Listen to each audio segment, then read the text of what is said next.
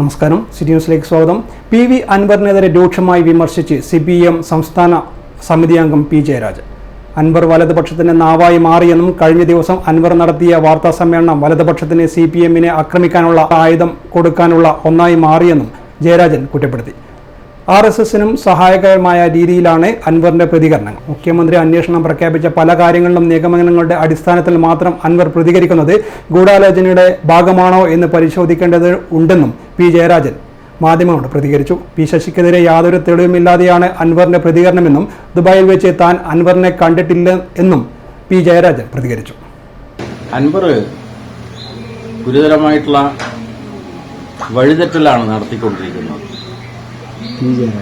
CPM parliamentary party അംഗവും ഇടതുപക്ഷ ജനാധിപത്യ മുന്നണിയുടെ ഭാഗമായിട്ടുള്ള MLA-യുമായിട്ടുള്ള അൻവർ വലതുപക്ഷത്തിന്റെ നാവ് ആയി മാറിയിരിക്കുകയാണ്.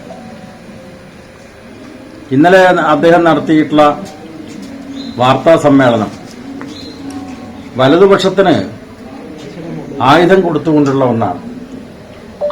കേരളം കഴിഞ്ഞ 8 വർഷമായി ഇടതുപക്ഷ ജനാധിപത്യ മുന്നണിയാണ് ഭരിക്കുന്നത്.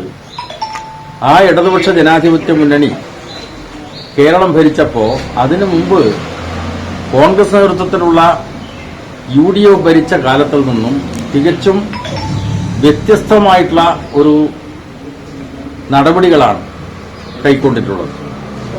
വർഗീയതക്കെതിരായി ഉറച്ച നിലപാട്, കേരളത്തിലെ എല്ലാ മേഖലയിലും വർഗീയ ശക്തികൾക്കെതിരായിട്ട് ഉറച്ച നിലപാടാണ് സ്വീകരിച്ചത്.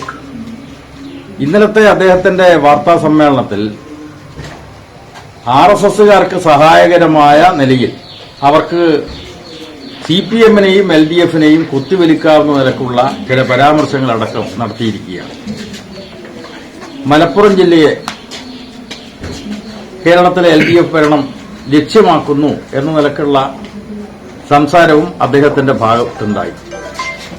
അപ്പോ വലതുപക്ഷത്തിന് സഹായകരമായിട്ടുള്ള നിലയിൽ ഉള്ള പരാമർശങ്ങളാണ് അൻവർ നടത്തിയിട്ടുള്ളത്. അത് തീർച്ചയായിട്ടും CPM-നെയും LDF-നെയും സ്നേഹിക്കുന്ന ജനങ്ങൾക്കിടയിൽ വലിയ അമർഷമാണ് ഉണ്ടാക്കിയിട്ടുള്ളത്. തെറ്റായിട്ടുള്ള കാര്യമാണ് അൻവർ. കൂടുതൽ വാർത്തകൾ അറിയുവാൻ സിറ്റി ചാനൽ വാട്സ്ആപ്പ് ഗ്രൂപ്പിൽ ജോയിൻ ചെയ്യുക. അപ്പോൾ YouTube ചാനൽ സന്ദർശിക്കുക. വാർത്തകൾ അവസാനിക്കുന്നില്ല. മറ്റൊരു വാർത്തയുമായി വീണ്ടും കാണാം. നമസ്കാരം.